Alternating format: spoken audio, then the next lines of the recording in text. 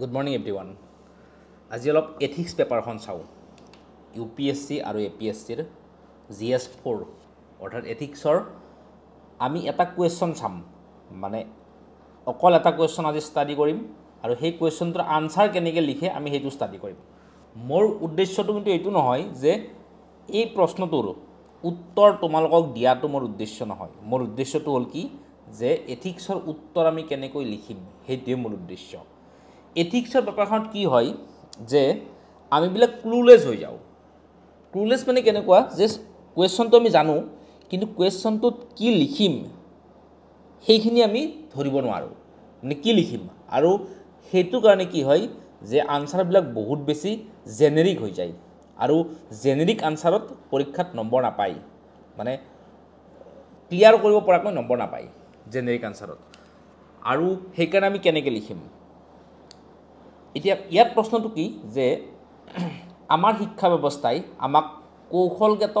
জ্ঞান অৰ্জনত সহায় কৰিছে কিন্তু মূল্যবোধ তথা নীতিগত জ্ঞান প্ৰদানত বিফল হৈছে তুমি সন্মতনে উদাহৰণসহ আলোচনা কৰা ইংৰাজীত প্ৰশ্নটোত কি দিছে যে our education system has helped us in acquiring skills মানে কৌশল অৰ্জনত সহায় কৰিছে but has failed us in inculcating values মানে মূল্যবোধ এণ্ড এথিক্স নীতিবিদ্যা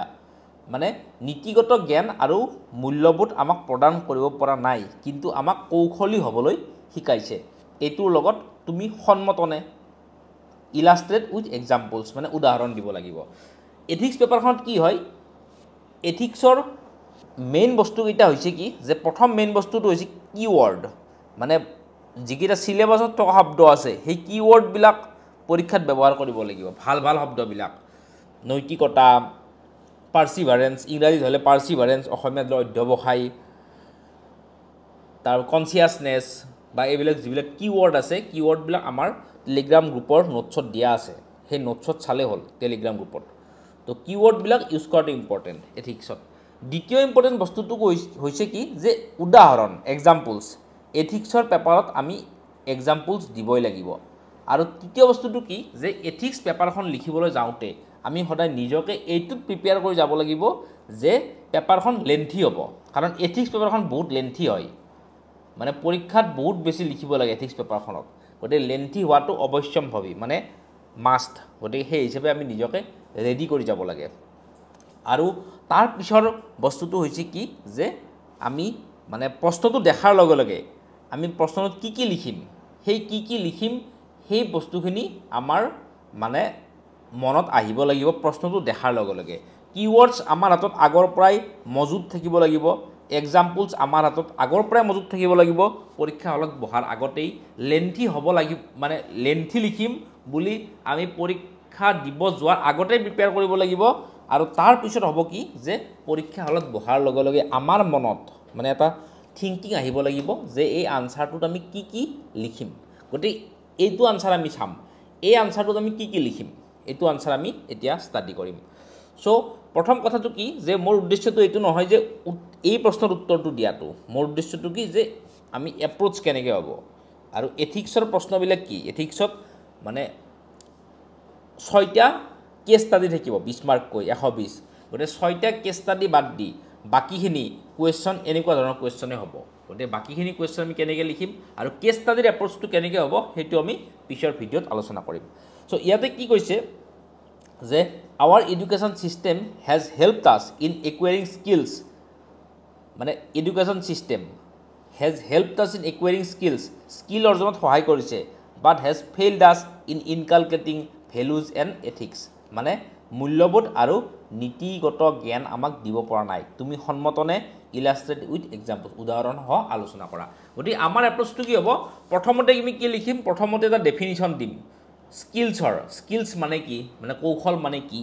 প্ৰথমতে কৌশলৰ এটা ডেফিনিশ্যন দিম তাৰপিছত আমি লিখিম কি যে এডুকেশ্যন চিষ্টেমৰ এইমবিলাক কেনেকুৱা লক্ষ্যবিলাক কি হ'ব লাগে এডুকেশ্যন চিষ্টেমৰ লক্ষ্যবিলাক কি সেইটো আমি তাৰপিছত আলোচনা কৰিম তাৰপিছত আমি কি দিম যে ভেলুজ মানে কি হয় মূল্যবোধ মানে কি হয় এথিক্স মানে কি হয় নীতিশাস্ত্ৰ মানে কি হয় তাৰে এটা ডেফিনিশ্যন দিম তাৰপিছত আমি কি দিম যে প্ৰছ মানে কথা এই যে যিটো ষ্টেটমেণ্ট দিছে এই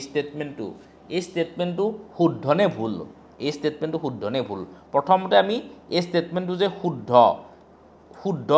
তাৰ ওপৰত কমেণ্ট দিম তাৰপিছত দিম যে এই ষ্টেটমেণ্টটো যে অশুদ্ধ তাৰে ওপৰত কমেণ্ট দিম যে এডুকেশ্যন চিষ্টেম আমাক স্কিল দিছে কিন্তু মূল্যবোধ আৰু নীতিগত জ্ঞান দিব পৰা নাই তাৰে ফৰত তাৰে সপক্ষে কিছুমান মানে যুক্তি দিম কিছুমান কথা লিখিম আৰু ইয়াৰ এগেইনষ্টত লিখিম যে আমাক স্কিল দিছে স্কিলৰ লগতে আমাক ভেলুজো দিছে আৰু এথিক্সো দিছে মানে এই ষ্টেটমেণ্টটো যে সম্পূৰ্ণৰূপে শুদ্ধ নহয় তাৰে ওপৰত আমি কিছুমান কমেণ্ট দিম আৰু লাষ্টত আমি ৱে ফৰৱাৰ্ড এটা দিব পাৰোঁ সেই ৱে ফৰৱাৰ্ডটোত আমি কি দিম যে আমাৰ এডুকেশ্যন চিষ্টেমটো কেনেকৈ মোৰ ছাকচেছফুল হ'ব পাৰে সেই সম্পৰ্কে আমি এটা ৱে ফৰৱাৰ্ড দিম এইটো হ'লগৈ আমাৰ এপ্ৰ'চ মই দেখোঁ যে বহুতে বহুত জেনেৰিক আনচাৰ লিখে আৰু আজিকালিৰ দিনত আগৰ নিচিনাকৈ যে মানে পৰীক্ষা হলত যাম পৰীক্ষা হলত গৈ উত্তৰ লিখিম এতিয়া মই ষ্টাডি কৰিম পৰীক্ষা হলত উত্তৰ লিখিম সেই চিষ্টেমটো নাই কাৰণ কম্পিটিশ্যনটো বহুত বেছি গতিকে পৰীক্ষা হলত কি লিখিম আমি সেইটো আগতে মনত থাকিব লাগিব মানে মুখস্থ থাকিব লাগিব আৰু মুখস্থই আজিৰ দিনৰ পৰীক্ষাসমূহত বহুত বেছি ডাঙৰ ভূমিকা এটা পালন কৰে কাৰণ মুখস্থটো ইম্পৰ্টেণ্ট আৰু পৰীক্ষা হলত গৈ আমি নিজাববীয়াকৈ ভাবি উত্তৰ লিখাৰ কথা আজিৰ দিনত ভাবিব নালাগে অলৰেডি মুখস্থ কৰি লৈ যাব লাগে বস্তুটো আৰু মুখস্থ কৰি লৈ পৰীক্ষা হলত জাষ্ট এইবিলাক বহাব লাগে গতিকে এতিয়া আমি উত্তৰটো চাম আৰু মই যিটো উত্তৰ লিখিছোঁ এই উত্তৰটোতকৈ বেটাৰ আনচাৰ তোমালোকে লিখিব পাৰিবা কাৰণ মোৰ এতিয়া প্ৰিপাৰেশ্যন নাই আৰু তোমালোকে হৈছে এতিয়া প্ৰিপাৰেশ্যন কৰি থকা ষ্টুডেণ্ট গোটেইখিনি আৰু প্ৰিপাৰেশ্যন কৰা ষ্টুডেণ্টৰ হাতত বহুত বেছি ইনফৰমেশ্যন থাকে বহুত বেছি মানে ফেক্টছ থাকে গতিকে সেইবিলাক তোমালোকে ব্যৱহাৰ কৰিব পাৰিবা মই জাষ্ট তোমালোকক মানে কেনেধৰণে আমি বস্তুটো এপ্ৰ'চ কৰিম সেই সম্পৰ্কে এটা আইডিয়া দিছোঁ প্ৰথমতে আমি কি দিম যে কৌশলৰ এটা মানে ডেফিনিশ্যন দিম সংজ্ঞা দিম যে কৌশলৰ সংজ্ঞা হৈছে যিকোনো এটা কাম ভালদৰে কৰিব পৰা সামৰ্থ্য কামৰ নিপুণতাই কৌশলী হোৱাটো বুজায় ইয়াতে উদাহৰণ দিব পৰা যেনে কাঠমিস্ত্ৰী ইয়াতে উদাহৰণ দিব পৰা যেনে কাঠমিস্ত্ৰী বা প্লাম্বাৰ বা ইলেক্ট্ৰিচিয়ান এনেকুৱা উদাহৰণ দিব পৰা তাৰপিছত আমি কি লিখিম যে শিক্ষা ব্যৱস্থাৰ উদ্দেশ্যসমূহ কি কি মানে এডুকেশ্যন চিষ্টেমটোৰ মানে এইমবিলাক কি কি যে কৌশলী মানৱ সম্পদ সৃষ্টি কৰা কৌশলী মানৱ সম্পদত আমি উদাহৰণ দিম মানে এইবিলাক উদাহৰণ হৈছে কি যে ইউনিভাৰ্চেল উদাহৰণ আমি সদায় দি থাকিম এই উদাহৰণৰ ভিতৰত এটা কি যে মেট্ৰ'মেন হিচাপে জনাজাত ELC ধৰণৰ নিচিনা অভিযন্তা ডক্টৰ কুশল কোঁৱৰ শৰ্মাৰ নিচিনা হস্তি চিকিৎসক আদি শিক্ষা ব্যৱস্থাৰে সৃষ্টি মানে এইবিলাক হৈছে স্কিল্ড মেন পাৱাৰ ELC ধৰণ মানে তেখেত সদায় নিউজত আছে মেট্ৰ'মেন ইণ্ডিয়াৰ তেখেতে মানে Lucknow metro' Delhi metro' Kochi metro' Hyderabad metro' আদি বহুতকেইটা মেট্ৰ' প্ৰজেক্টৰ তেখেত হেড আছিলে আৰু তেখেত এজন মানে বিশিষ্ট অভিযন্তা বুলি ভাৰতবৰ্ষত জনাজাত আৰু তেখেতে টাইমলি কমপ্লিশ্যন কৰিছে মেক্সিমাম প্ৰজেক্ট মানে সঠিক সময়ত কমপ্লিট কৰিছে গতিকে তেখেত ভাৰতবৰ্ষৰ মেট্ৰ'মেন আৰু তেখেত আমাৰ এডুকেশ্যন ব্যৱস্থাটোৰেই সৃষ্টি ডক্টৰ কুশল কোঁৱৰ শৰ্মাৰ নিচিনা হস্তি চিকিৎসক আৰু এখেত আমাৰ পদ্মশ্ৰী পাইছে অসমৰ পৰা তেখেত মানাস নেশ্যনেল পাৰ্কত হস্তি চিকিৎসক আছিলে এইবিলাক হৈছে আজিৰ শিক্ষা ব্যৱস্থাৰ সৃষ্টি তোমালোকে আৰু বেলেগ কিবা উদাহৰণ বিচাৰিব পাৰা তাৰপিছত সহজ মানুহ হোৱাৰ ক্ষেত্ৰত সহায় কৰে শিক্ষা ব্যৱস্থাৰ উদ্দেশ্য কি যে অনেষ্ট মানুহ হোৱাৰ ক্ষেত্ৰত সহায় কৰে উদাহৰণস্বৰূপে কৈলাশ সত্যাৰ্থীৰ বচপন বচাও আন্দোলনৰ জৰিয়তে শিশু শ্ৰমিক বন্ধ কৰা তথা শিক্ষাৰ সৰ্বাংগীকৰণৰ ওপৰত ভালেখিনি কাম কৰিছে সৰ্বাংগীকৰণ মানে ইউনিভাৰ্চেলাইজেশ্যন মানে প্ৰত্যেকেই যাতে শিক্ষা পায় এডুকেশ্যন পায় তাৰ কাৰণে চেষ্টা কৰিছে গতিকে এইবিলাক হৈছে আমাৰ শিক্ষা ব্যৱস্থাৰ সৃষ্টি আৰু এই উদাহৰণবিলাক বহুত বেছি ইম্পৰ্টেণ্ট এই যিটো কৈলাশ সত্যাৰ্থী এইবিলাক ইম্পৰ্টেণ্ট তেনেদৰে বিল মেলিণ্ডা গেটছ আৰু ৱাৰেন বাফেটৰ দ্য গিভিং প্লেজ নামৰ দাতব্য ধাৰণাৰ যোগেদি বিশ্বৰ ধনাঢ্য ব্যক্তিসকলে নিজৰ সম্পদ বিশ্বৰ ভালৰ কাৰণে উৎসৰ্গা কৰিছে গতিকে এইটো এটা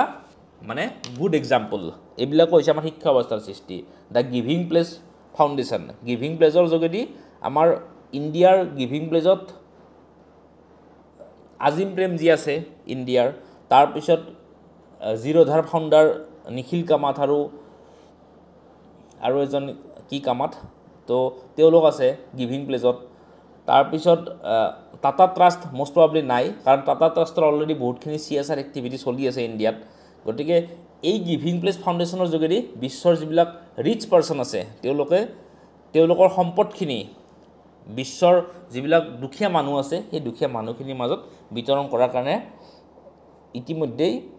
প্ৰতিশ্ৰুতিবদ্ধ হৈছে গতিকে এইটো হৈছে আমাৰ এডুকেশ্যন ব্যৱস্থাৰে সৃষ্টি গতিকে আমি যে কওঁ যে এডুকেশ্যন ব্যৱস্থাই আমাক মানে অকল কৌশল দিছে তেনেকুৱা নহয় কাৰণ মাইক্ৰ'ছফ্টৰ founder Bill Gates Melinda Gates তেওঁলোকৰ কৌশলী কিন্তু তাৰ বাহিৰেও তেওঁলোকৰ মূল্যবোধ আছে আৰু নৈতিক জ্ঞান আছে আৰু সেইকাৰণে তেওঁলোকে বিশ্বৰ উন্নয়নশীল তথা উন্নত দেশসমূহত বহুতখিনি কাম কৰি আছে গতিকে অকল কৌশলী মানৱ সম্পদেই নহয় আমাক মূল্যবোধো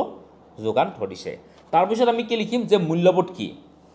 মূল্যবোধ হৈছে ব্যক্তিগত চিন্তা বা বিশ্বাস যিয়ে মানুহক বা ব্যক্তিক কোনো এটা দিশত কাৰ্য কৰিবলৈ অনুপ্ৰাণিত কৰে আৰু নীতিশাস্ত্ৰৰ সংজ্ঞা হৈছে যিবিলাক নৈতিক মতবাদে ব্যক্তিৰ কাম কাজক প্ৰভাৱান্বিত কৰে গতিকে এইটো হ'লগৈ আমাৰ এপ্ৰ'চ প্ৰথমতে আমি কি কৈছিলোঁ যে কৌশলৰ ডেফিনিশ্যন তাৰপিছত আমি ক'লোঁ যে শিক্ষা ব্যৱস্থাৰ উদ্দেশ্যসমূহ কি তাৰপিছত আমি ক'লোঁ যে মূল্যবোধৰ ডেফিনিশ্যনটো কি তাৰপিছত আমি ক'লোঁ যে নীতিশাস্ত্ৰৰ সংজ্ঞাটো কি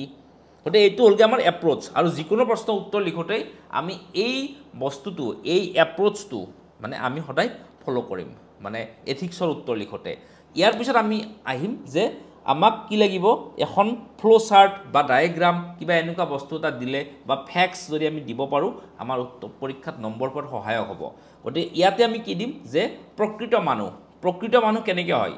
প্ৰকৃত মানুহ হয় যে আনুষ্ঠানিক শিক্ষাৰ যোগেদি লাভ কৰা কৌশল লগতে মূল্যবোধ নৈতিকতা আদিৰ জৰিয়তে মানসিক উৎকৰ্ষ সাধন গতিকে এই দুটাৰ যোগেদি এজন ব্যক্তি প্ৰকৃত মানুহ হয় কেনেকৈ হয় এটা কৌশল আৰু দ্বিতীয়টো মূল্যবোধ নৈতিকতা আদি গতিকে আধুনিক শিক্ষা ব্যৱস্থাৰ বিফলতা আমি ইয়াতে আমি দিম যে এটা ক্ৰিটিচিজিম যে মানে কোনবিলাক ক্ষেত্ৰত আমাৰ আধুনিক এডুকেশ্যন ছিষ্টেমটো ফল্টাৰ হৈ আছে মানে আনচাকচেছফুল হৈ আছে বিফলতাবিলাক কি বিফলতাবিলাকৰ ভিতৰত আমি কি দিম যে কিছুদিন আগতে আমাৰ অসমতো নগাঁৱত কে শৰ্মা বুলি এজন মানে অসম অসামৰিক সেৱাৰ বিষয়াৰ ঘৰৰ পৰা বহুত লাখ টকা উদ্ধাৰ হৈছিল তাৰপিছত ৰিচেণ্টলি পাব্লিক হেল্থৰ ইঞ্জিনিয়াৰ এজন মনোজ গোস্বামী বুলি তেখেতৰ ঘৰৰ পৰা 73 নে কিবা লাখ টকা উদ্ধাৰ হৈছিল গতিকে এইবিলাক হ'লগৈ দুৰ্নীতিৰ উদাহৰণ এইবিলাক হৈছে আমাৰ কি শিক্ষা ব্যৱস্থাৰ বিফলতা শিক্ষা ব্যৱস্থাৰ কেনেকৈ বিফলতা যে ভাৰতীয় প্ৰশাসনিক সেৱাৰ বিষয়া পূজা সিংঘালৰ ঝাৰখণ্ডৰ মাইনিং ছেক্ৰেটাৰী হৈ থাকোঁতে কৰা কেলেংকাৰীৰ খবৰে মূল্যবোধ তথা নৈতিকতাৰ অৱক্ষয়ৰ নিৰ্দেশ কৰে গতিকে এইবিলাক হ'লগৈ আমাৰ ভেলুজ আৰু এথিক্স যে অৱনমিত হৈছে তাৰ এইবিলাক এক্সাম্পলছ এইবিলাক হৈছে আধুনিক শিক্ষা ব্যৱস্থাৰ বিফলতা কাৰণ ইমান হাইলি এডুকেটেড হোৱাৰ পিছতো যদি আমাৰ মানে দেশৰ সম্পদ কুক্ষিগত কৰে সেইটো ৰিয়েলি চেমফুল মানে লজ্জাজনক কথা আনহাতে আশ্চৰ্য মানৱ হিচাপে পৰিচিত IAS বিষয়া আৰ্মষ্ট্ৰং পামেই তেখেত জেমিনগা ট্ৰাইবৰ প্ৰথমজন IAS বিষয়া আৰ্মষ্ট্ৰং পামেই অকল জনসাধাৰণৰ সাহায্যত 100 কিলোমিটাৰ দৈৰ্ঘ্যৰ জনতাৰ পথ পিপুলছ ৰোড জনতাৰ পথ নিৰ্মাণ কৰি উলিয়াইছিল আৰু এয়া ইতিবাচক খবৰ এই ৰাস্তাটো তেখেতে বনাইছিলে মণিপুৰত বনাইছিলে 100 কিলোমিটাৰ দীঘল ৰাস্তা এটা অকল জনসাধাৰণৰ সাহায্যত গতিকে এইটো হ'লগৈ কি এইটো আমাৰ শিক্ষা অৱস্থাৰেই কোনোবা এজন IAS বিষয়াই দুৰ্নীতি কৰি আছে কোনোবা এজন IAS বিষয়া আকৌ মানে ৰাইজৰ সেৱা কৰি আছে গতিকে এই দুয়োটাই কিন্তু আমাৰ শিক্ষা অৱস্থাৰে ফল যদিও দুটা বিপৰীত মেৰুত অৱস্থান কৰিছে আমি যেতিয়া এনেকুৱা ধৰণৰ এক্সাম্পলছবিলাক দিম এই এক্সাম্পলছবিলাক হ'বলগীয়া সদায় মানে য'ত কোনো কণ্টেষ্টেশ্যন নাথাকে মানে কোনোবাই যাতে মানে আমি দিয়া উদাহৰণটোত যাতে কোনো প্ৰশ্ন তুলিব নোৱাৰে আজি যদি আমি পৰীক্ষাত লিখোঁ যে নৰেন্দ্ৰ মোদী এজন ভাল ব্যক্তি বুলি তেতিয়া কোনোবা এজন প্ৰশ্ন তুলিব পাৰে কিন্তু মহাত্মা গান্ধী এজন ভাল ব্যক্তি মাৰ্টিন লুথাৰ কিং জুনিয়ৰ এজন ভাল ব্যক্তি বিবেকানন্দ এজন ভাল ব্যক্তি বুলি যদি আমি কওঁ পৰীক্ষাত কোনো আমাক প্ৰশ্ন উঠাব নোৱাৰে গতিকে এনেকুৱা ফিগাৰৰ উদাহৰণ দিব লাগে যিবিলাকক মানে যাৰ মানে পৰীক্ষাত উদাহৰণ দিলে তাৰ ওপৰত প্ৰশ্নৰ সৃষ্টি নহয়, প্ৰশ্নবোধক নাহে। এতিয়া যদি আমি IAS বিষয়া বুলি ক'লে বা APS বিষয়া বুলি ক'লে যদি আমি আনন্দ মিশ্ৰাৰ কথা ক'বলৈ যাওঁ, তেতিয়া কিন্তু মানে নিগেটিভ মাৰ্কিং পোৱাৰো চান্স আছে। কাৰণ মানে য'ত কণ্টেষ্টেশ্যন আছে, মানে ইয়াৰ শ্ৰীধৰণ ভাল ব্যক্তি বুলি মানে চাপ লাগি গৈছে, গতিকে সেনেকুৱা উদাহৰণ দিব লাগে। আমষ্ট্ৰং পামে ভাল ব্যক্তি বুলি চাপ লাগি গৈছে, তেনেকুৱা উদাহৰণ দিব লাগে। আৰু যিবিলাকে মানে ছাপ'জ সুপ্ৰিম কোৰ্টৰ জাষ্টিছ, এতিয়া ৰঞ্জন গগৈ সুপ্ৰিম কোৰ্টৰ এজন ভাল জাষ্টিছ বুলি যদি আমি কওঁ, তেনেহ'লে প্ৰশ্নবোধক চিন এটা আহিব। মানে তেখেতে সুপ্ৰিম কোৰ্টৰ চিফ জাষ্টিছ হোৱাৰ পিছতো, মানে ইণ্ডিয়াৰ চিফ জাষ্টিছ হোৱাৰ পিছতো তেখেতে চৰকাৰে দিয়া পোষ্টত মানে বৰ্তমান চৰকাৰে দিয়া পোষ্ট লৈছে তেখেতে, যিটো আগতে উদাহৰণ হিচাপে তেনেকৈ পাবলৈ নাই। গতিকে এইবিলাকে কি কৰিব, মানে এটা প্ৰশ্নৰ সৃষ্টি কৰিব। গতিকে এনেও য'ত মানে অলপ প্ৰশ্নৰ সৃষ্টি কৰা সম্ভাৱনা আছে, তেনেকুৱা ফিগাৰবিলাকৰ উদাহৰণ আমি পৰীক্ষাত নিদিয়াটো বেটাৰ হ'ব। গতিকে লাষ্টত কনক্লুজনটো দিম যে গতিকে ক'ব পাৰি যে আমাৰ শিক্ষা ব্যৱস্থাই আমাক কৌশলগত, নীতিগত তথা মূল্যবোধ তিনিওটাই প্ৰদান কৰিছে। এক শক্তিশালী ৰাষ্ট্ৰ গঠনৰ বাবে তিনিওটাই অতীৱ প্ৰয়োজনীয়। ইয়াতে আমি এইটো মানে কনক্লুজন নিদি এইটো দিব পাৰোঁ যে কি মানে ব্যৱস্থা আমি গ্ৰহণ কৰিব পাৰোঁ, গ্ৰহণ কৰিব লগা ব্যৱস্থাৱলী, মানে শিক্ষা ব্যৱস্থাটোক অধিক ফলপ্ৰসূ কৰিবলৈ কি ব্যৱস্থা গ্ৰহণ কৰিব পাৰি, তেনেকুৱাকৈ আমি দুটা মানে উদাহৰণ, দুটা ষ্টেটমেণ্ট দিব পাৰোঁ যে শিক্ষা ব্যৱস্থাটোক অধিক ফলপ্ৰসূ কৰাৰ কাৰণে আমি কি ধৰণৰ ব্যৱস্থা গ্ৰহণ কৰিব পাৰোঁ, অৰ্থাৎ ৱে ফৰৱাৰ্ড দুটা আমি ইয়াতে দিব পাৰোঁ। দি আমি লাষ্টত এটা ফাইনেল কনক্লুডিং ষ্টেটমেণ্ট দি উত্তৰটো শেষ কৰিব পাৰোঁ। গতিকে এইটো হ'লগৈ আমাৰ এথিক্সৰ যিকোনো উত্তৰ লিখাৰ মানে ষ্ট্ৰেটেজি, বা আমাৰ কি ধৰণে আমি আগবাঢ়িম তাৰ এটা সংক্ষিপ্ত আভাস। আৰু তোমালোকে যদি এথিক্সৰ ওপৰত ডিটেইলছত নোটছ পাব বিচাৰা, তেনেহ'লে আমাৰ Telegram channel civil service school join কৰি ল'লে হ'ল, লিংক ডেছক্ৰিপশ্যনত দিয়া আছে। আৰু যদি ভিডিঅ'টো ভাল পাইছা, তেনেহ'লে আমাৰ ইউটিউব চেনেলটো ছাবস্ক্ৰাইব কৰি দিলে হ'ল। পঢ়ি থাকিলে হ'ল। Bye bye.